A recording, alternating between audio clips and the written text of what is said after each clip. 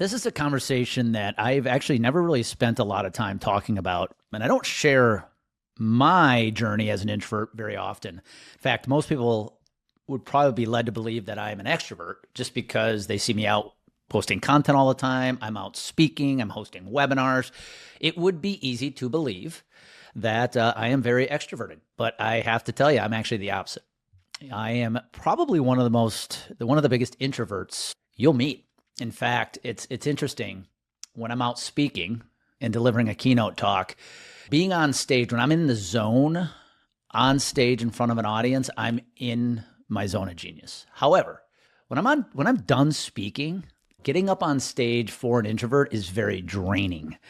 And so when one of my keynotes is done, I'll be honest, the only place I want to be at that point is in my hotel room by myself, winding down.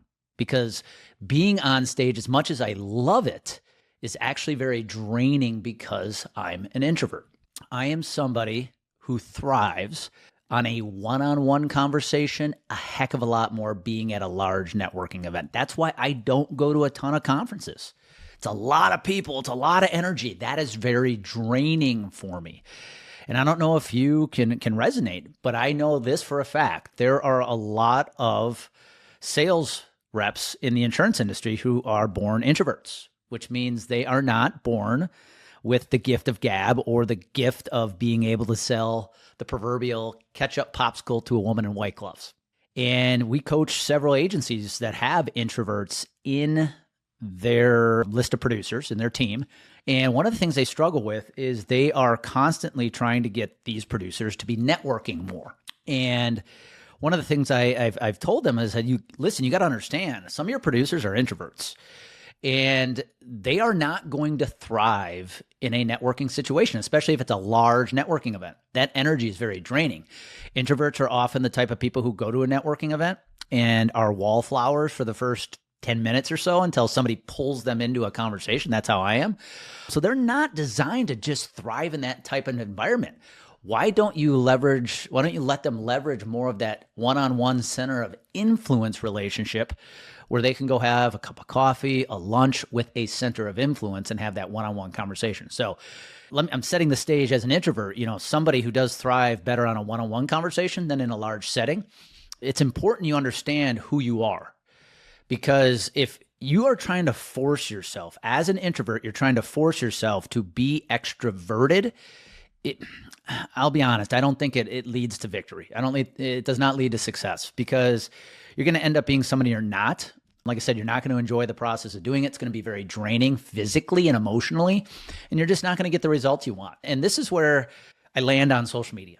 One would be led to believe that an extrovert is designed to create social media content. And that's what I thought when I started my journey, 10 plus years ago, creating content for LinkedIn was, am I going to be good at this? Because again, I'm an introvert. I don't like putting myself out there. I don't like being out there. I'm a pretty private guy at the end of the day. And I don't know how I'm going to do. And what I realized was actually pretty surprising. And this is the message I want to share with you today. When I started diving into my journey as an introvert creating social media content, was it uncomfortable to record videos? Absolutely. Part of the reason was sitting in front of a camera. When you hit record, even though you're staring at a camera in a room that's filled with nobody else but you have this sense that you're talking to thousands of people. And again, for an introvert, that can feel very, very disorienting. And I had those fears at first too, is hitting that record button. I felt like everybody was watching. I didn't want to fumble my words.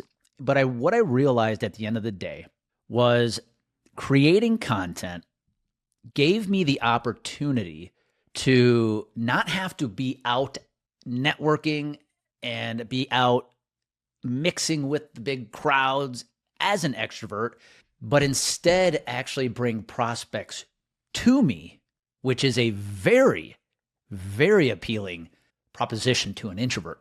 When I started creating content and I started seeing the results, having referrals come my way from people I've actually never met before, having direct prospects DM me or email me saying, hey, we would like to meet with you.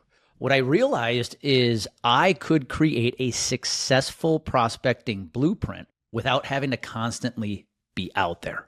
And fast forward to today, as the founder and CEO of Complete Game Consulting, I am also the head of our sales team. Right now, I'm a sales team of one. We continue to grow exponentially because of our content. And we are able to close sales because we are bringing in a ton of inbound leads, a ton of referrals, all because of our content. And again, as an introvert, as a guy who works at home and finds it easy to become a hobbit inside the home office, it's created a nice little strategy, a nice little workflow for us that we don't have to be out at the conferences, out mingling with people and networking with people, and we can grow a thriving practice. And that's what I want to share with you. If you're listening to this episode today and you also define yourself as an introvert and you find yourself in a producing position, whether you are hired by an agency or you run your own, or maybe you work for an industry solution, I'm here to give you some really good news. If you're willing to lean into the discomfort of creating content for social media platforms like LinkedIn, you can create a thriving business that doesn't require you to have to be out there all the time. And you can stay in your highest vibration. You can stay in your highest energy. You can create a prospecting blueprint that does not drain you